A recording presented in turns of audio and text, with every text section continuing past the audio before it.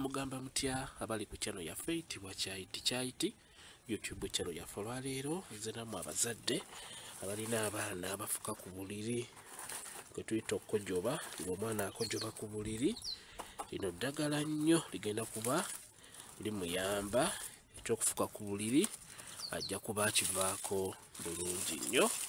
Nyagadde tutumire eddagala luno luyitibwa olusenke nga bw'olulaba.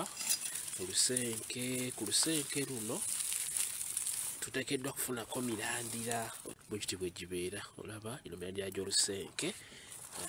N'olusenke lwennyini n'osalako bino ofuna akambe oba makansi n'okola bw'oti. Olaba noba ng'osalako ekyowansi bw'otyo. Olaba olusenke luno lulungi nnyo gw'alina omwana afuka ku buliri bw'otyo bw'oba okola ku lusenke ofune n'emirandira gy'olumbugu. Gino gy'emirandira gy'olumbugu. Olumbugu lwe luno olulaba, funa emirandira gy'olumbugu ofune n'emirandira gy'olusenke.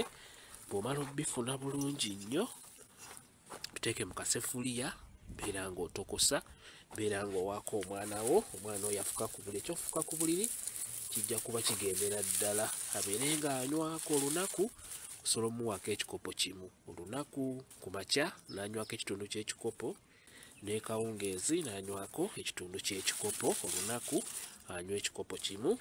Lino ddagala nnyo ku baana abafuka ku buliri. Tagenda kuddamu kufuka ku buliri bw'onoba omuwadde ku ddagala lino olusenke wamu n'olumbugu.